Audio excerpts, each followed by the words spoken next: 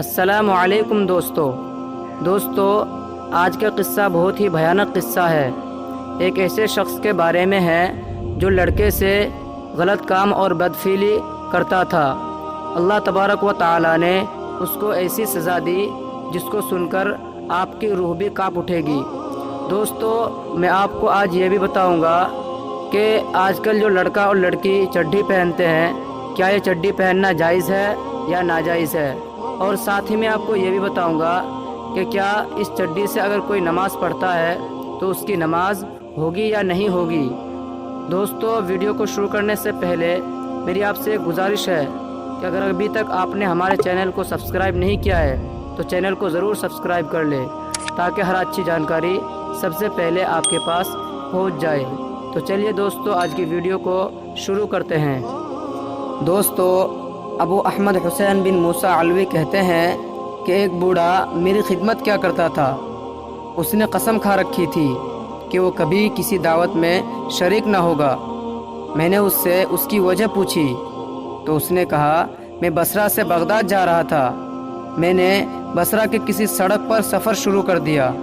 اس پر مجھے ایک شخص ملا اور مجھے میری کنیت کو چھوڑ کر کسی اور کنیت سے مخاطب کیا، خوشی اور مسرت کا اظہار کیا اور ننگے پاؤں چلنے لگا۔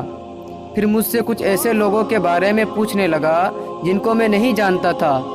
میں پردیسی تھا، کسی ٹھکانہ کو بھی نہیں جانتا تھا۔ میں نے سوچا کہ آج رات اس کے پاس رہ لوں گا اور کل کوئی مکان ڈھونڈ لوں گا۔ تو میں نے اس سے بات کی تو مجھے اپنے گھر لے گیا۔ اس وقت میرے ساتھ ایک نیک آدمی بھی تھا اور میری تھیلی میں بہت سے پیسے بھی تھے۔ جب میں اس گھر میں داخل ہوا تو مکان کی اچھی حالت دیکھی۔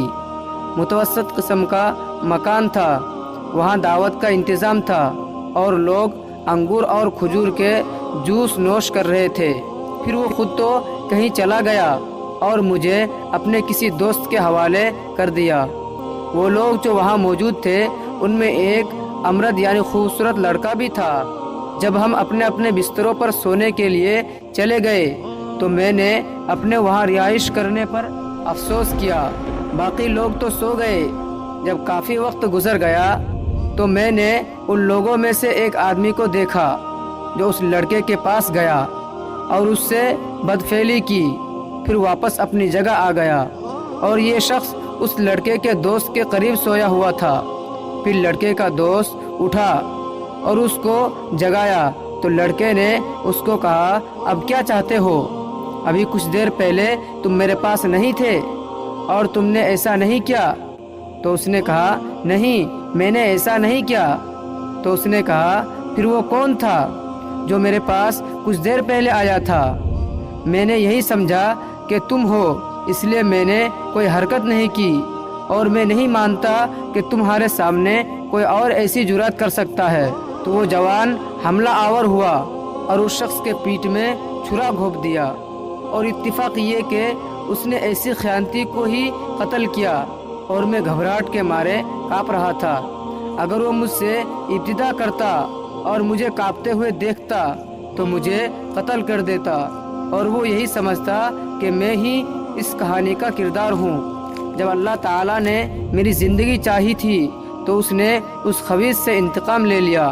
اس نے اپنا ہاتھ اس کے دل پر رکھا تو وہ دھڑک رہا تھا، لیکن سونے کی شکل اختیار کر رکھی تھی۔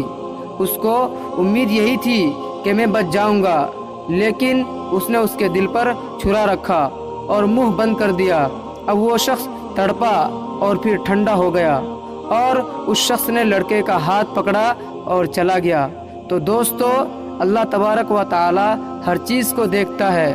اگر تم برائی کرو گے تو اللہ تبارک و تعالی تجھے نہیں بخشیں گے، اس لیے ہمیں کبھی بھی غلط کام نہیں کرنا چاہیے۔ تو دوستو جو شخص نیکر یعنی چڈی پہنتے ہیں اس کے لیے کیا فتویٰ ہے، اس فتوے کو ضرور سن لے۔ دوستو صرف نیکر بغیر لنگی یا پاجامے کے پہننا جائز نہیں، عریہ لباس ہے۔ اس میں ران اور گھٹنے کھلے رہتے ہیں، جبکہ ان دونوں کا چھپانا ہر جگہ خواہ گھر میں ہو یا سڑک پر ہو واجب اور ضروری ہے، اور کھلا رکھنا حرام و ناجائز ہے۔ اس حالت میں نماز پڑھنا جائز نہیں ہے۔ تو دوستو آپ کو اس کے بارے میں پتہ چل ہی گیا ہوگا کہ چڈی پہن کر نماز ہو سکتی ہے یا نہیں۔